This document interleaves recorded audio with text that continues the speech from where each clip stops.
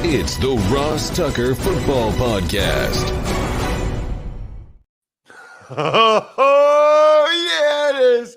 But it's not just any Ross Tucker Football Podcast. It is a Wisdom Wednesday presented, of course, by DraftKings.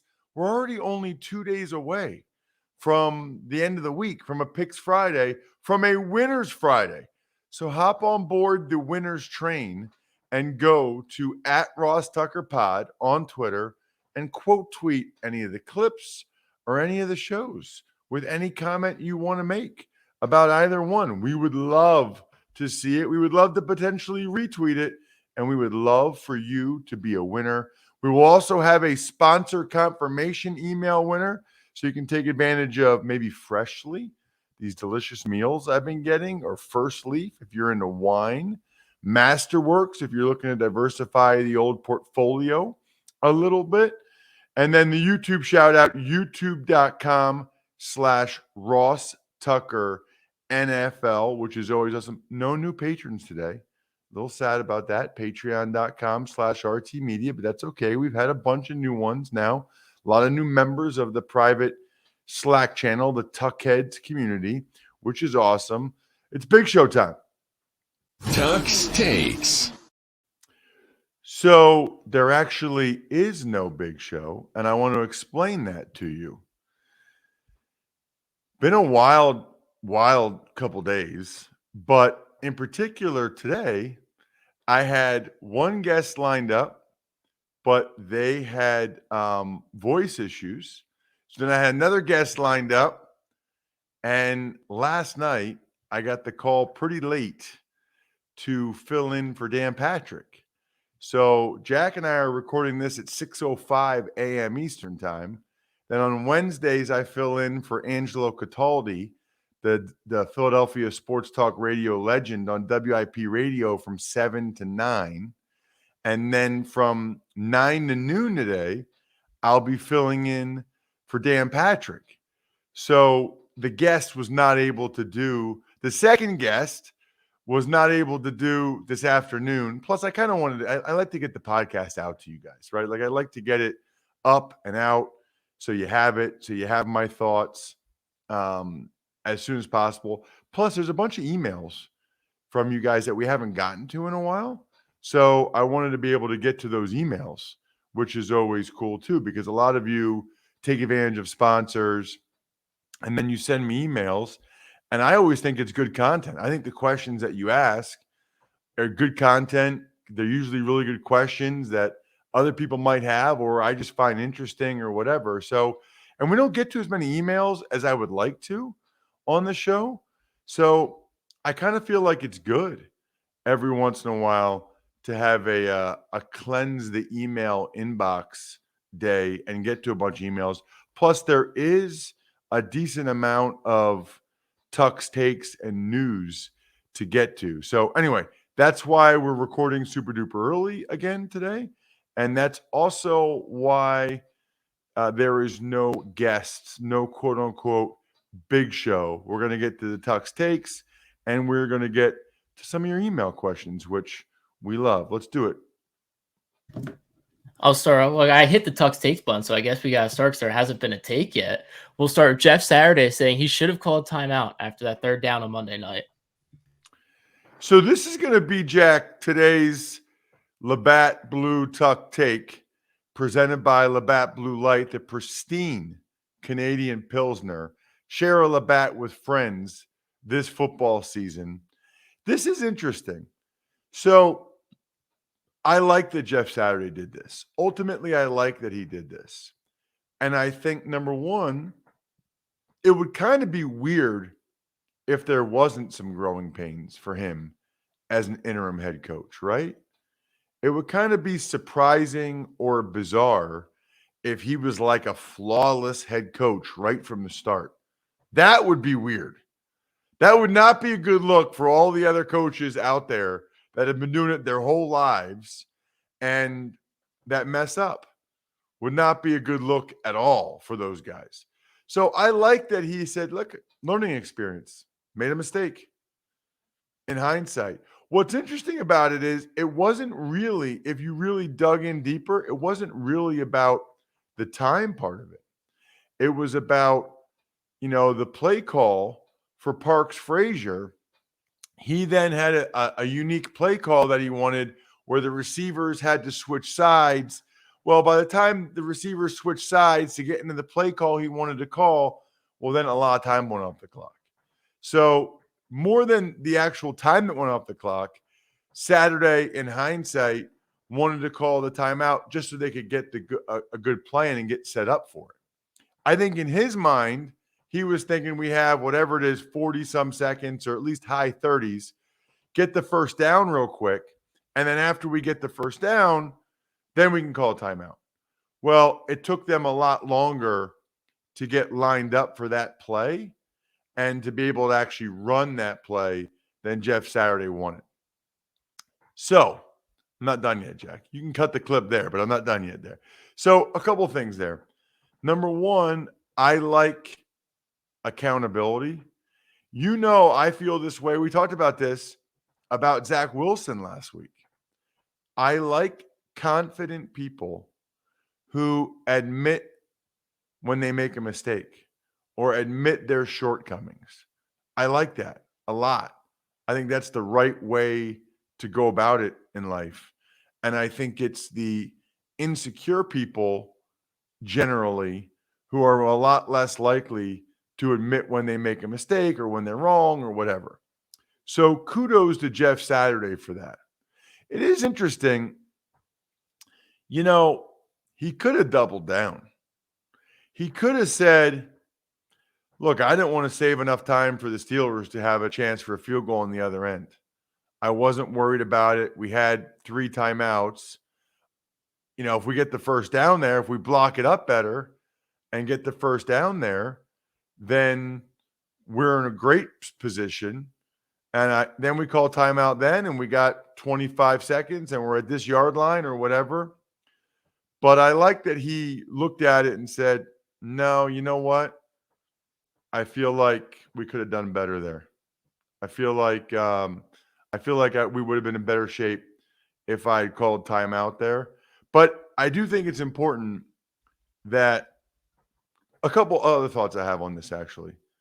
I think it's interesting that so many people Monday night, especially like NFL insider types, were so quick to kill Jeff Saturday for that clock management.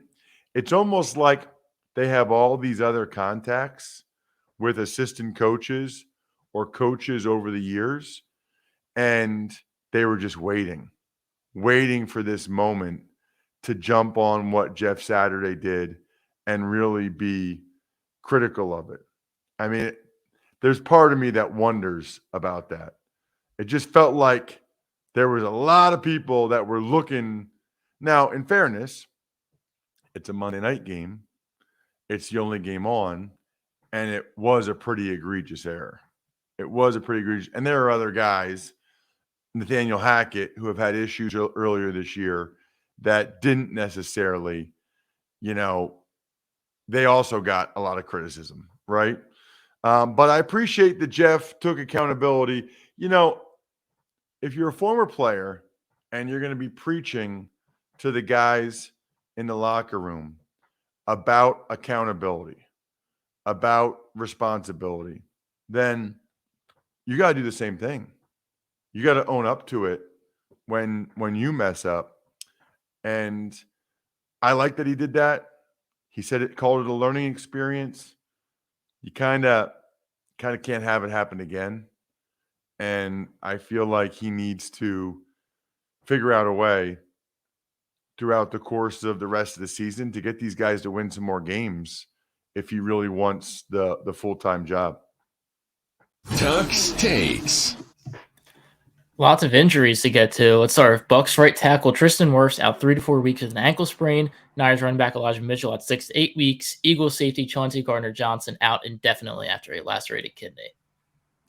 Okay. So Tristan Wirfs out 3 to 4 weeks. That's actually good news because it looked like it could have been a lot worse. I think we talked about this yesterday or maybe Monday with Jeremiah Owusu-Koramoah trying to jump over the running back. It just feels like it could have been a lot worse for Tristan Wirfs. But still, for a Bucs team that's reeling, for a Bucs team that's really struggling up front, that is a big, big loss. That's a big loss. Because right now, he's like by far their best O lineman. By far. So to lose your best O lineman for essentially the stretch run, I mean, 3 or 4 weeks, but is he going to be 100% then? You know, how is he when he comes back in 3 or 4 weeks? And I got to look up. I don't even know who they even have to fill in. I can't remember who went in for him, but I don't even know who they have to fill in for him at this point, because they're already so banged up and depleted on the offensive line. It's just, that's rough. Josh Wells, who's pretty solid, can hold it down. But this is another one of those instances where it's like, if they get another injury, then that's really, really concerning. As for Elijah Mitchell, this is a major loss. This is a major loss for the Niners. You know, all these teams actually, Chauncey Gardner-Johnson's a big loss for the Eagles as well. But, you know, we're getting to the stretch run here. 6 to 8 weeks, Elijah Mitchell that's like missing playoff games. And the thing is when they got McCaffrey, the Niners felt comfortable to trade Jeff Wilson because they thought, oh, okay, we got Elijah Mitchell, we got McCaffrey. Well, now they've got McCaffrey, who's banged up himself. If you notice, he's not really 100% himself. And then no Elijah Mitchell for 6 to 8 weeks. Then after that, they have 2 rookies. Jordan Mason, who's a rookie from Georgia Tech, who played last game. Tyrion Davis-Price from LSU, who's a 3rd-round pick, who I guess is behind Jordan Mason. So obviously they need and want to get those guys ready. But as far as we know, it feels like they're a pretty big drop-off from Elijah Mitchell. That's going to hurt the Niners. They didn't run the ball very well against the Saints. It's part of the reason why they only won the game 13-0. And now they're not going to have Mitchell for a long time, and McCaffrey's banged up. And they got to be really careful with McCaffrey's usage. So all is not well there in San Francisco. And then the Chauncey Gardner-Johnson, you know what I think, Jack, was interesting? I tweeted at Pro Football Doc, Dr. Chow, yesterday, at Ross Tucker, or he's at Pro Football Doc. You guys know I'm at Ross Tucker NFL. But tweeted at him because I guess I was curious how long you're out with a lacerated kidney. And he said it depends on how bad it is. So there's different levels of lacerated kidney, just like there's different levels of like an MCL sprain. It can be grade 1, grade 2, grade 3. Your lacerated kidney, there's different levels of it, of how bad it could be.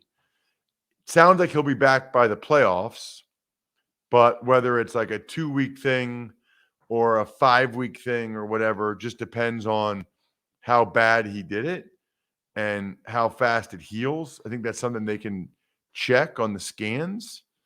But, you know, one of my thoughts, Jack, looking at this is like, on the one hand, how does that happen?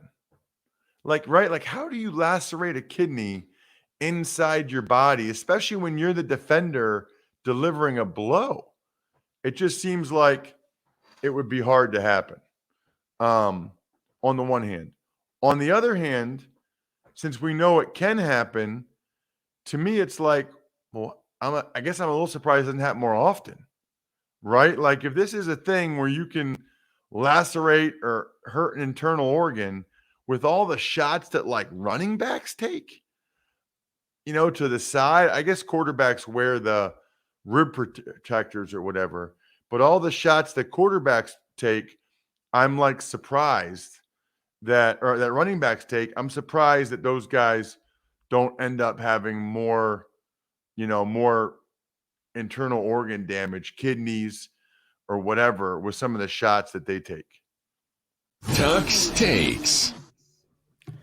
Cards left tackle DJ Humphries and Vikings cornerback Andrew Booth are both on IR and it's done for the year. So it's that time of year. Especially. So as we get closer and closer to the end of the season, more and more, this is just kind of like math, right? It makes sense. But as we get closer and closer to the end of the season, more and more of these injuries become season-ending injuries, right? Like, in fact, like the Elijah Mitchell thing, I guess if the Niners weren't looking like they're probably playoff bound, that would probably be a season ender for Elijah Mitchell, 6 to 8 weeks. I mean, at most, there's 6 weeks left in the season, right? We're going into week 13, 14, 15, 16, 17, 18. So, but they might make the playoffs. So now that's probably the goal, is to try to get Elijah Mitchell back for the playoffs. But Humphries, again, the DJ Humphries conversation is a lot like the Tristan Wirfs conversation, which is that Humphries is probably like their best O lineman. And it feels to me like they can ill afford for DJ Humphries to miss. So what appears to be like a lost season for the Cardinals is getting even worse by the minute. And then for Andrew Booth, he's a young player they took in the second round, but he had been playing for them in Minnesota. So they've got other guys, but it's still less than ideal. But this is pro football. This is what the season's like. Think about all these playoff contenders we're talking about, right? The Eagles with Chauncey Gardner-Johnson, the Vikings with Andrew Booth. So now it'll be Peterson and Chandon Sullivan, Evans, Duke Shelley will be the guys playing for them. We mentioned Elijah Mitchell. It's the guys that get banged up for the teams that go into the playoffs makes a big difference. Tuck's takes. Chiefs signed running back Melvin Gordon, wide receiver Brian Edwards. 49ers signed quarterback Janoris Jenkins, and the Bears signed safety Adrian Colbert to replace Eddie Jackson. That's funny. It's Colbert. I do. Now you say, I do remember where Stephen Colbert said he actually changed his name, like the pronunciation of his name, but I didn't know if it was Colbert, so I just stuck with what I know. No, I think that's funny because Stephen Colbert, so you just thought it was the same. Yeah, I mean, look, you wouldn't know unless you knew, so that's fine. But it's Adrian Colbert. I didn't know Stephen Colbert changed the pronunciation of his name. That's interesting. All right, so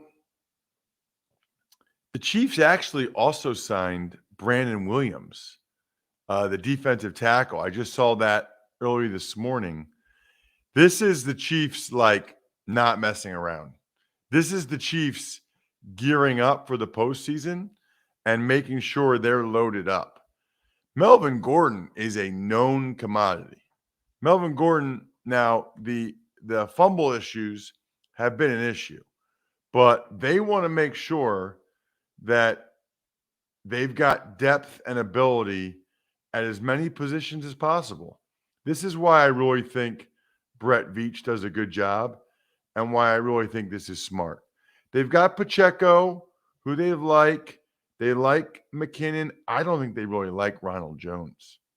I think there's a chance that they get rid of Ronald Jones once they get Melvin Gordon up to speed. Or at least play Melvin Gordon ahead of Ronald Jones.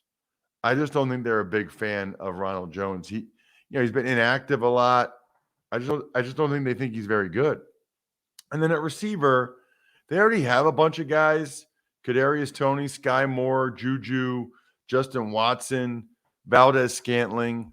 But Brian Edwards at one point was really highly sought after coming out of college. South Carolina, third-round pick. Some people thought he'd be higher than that. People really, really liked Brian Edwards coming out. So I think it's just more of the Chiefs. For that one, they're probably more kicking the tires a little bit and seeing if he can help them. Brandon Williams, they just wanted another run stuffer. They know what it's going to be like in the playoffs against some of these teams, potentially like the Titans. And what if Derek Nottie gets hurt?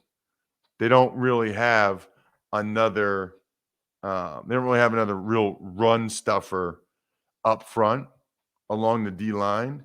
So they wanted to make sure they had some more depth there. So the Chiefs, much like the Eagles, was it last week or 2 weeks ago, signing Ndamukong Suh and Linval Joseph, the Chiefs are kind of gearing up to make sure they've got guys ready to go. Niners, same thing. Janoris Jenkins.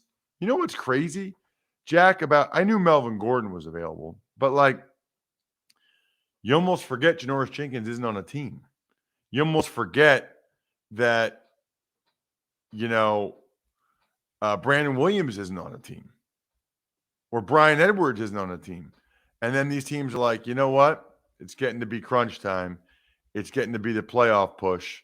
Let's make sure we get a guy that let's make sure we get somebody in here that we feel good about.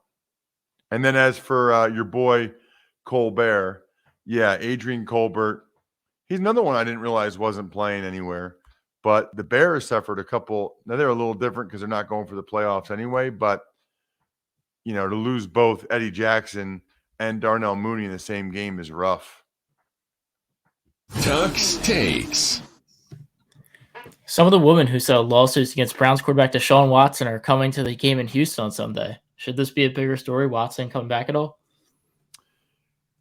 It doesn't feel like a lot of people. Now, Jack, I can have tunnel vision sometimes.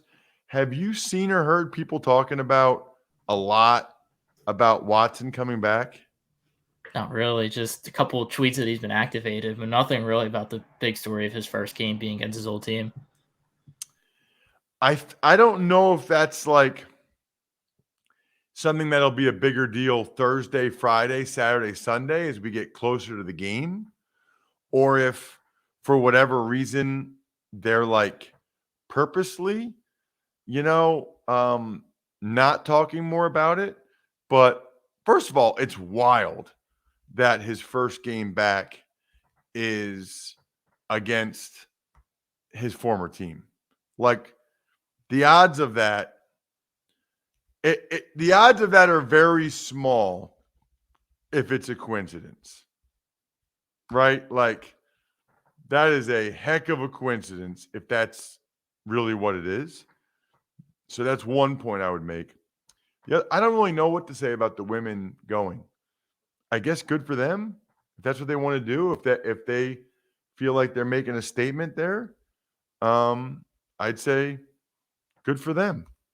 But I don't really know what else to say about that. I do know that it's really hard with everything going on to figure out what to be buying for gifts these days, or even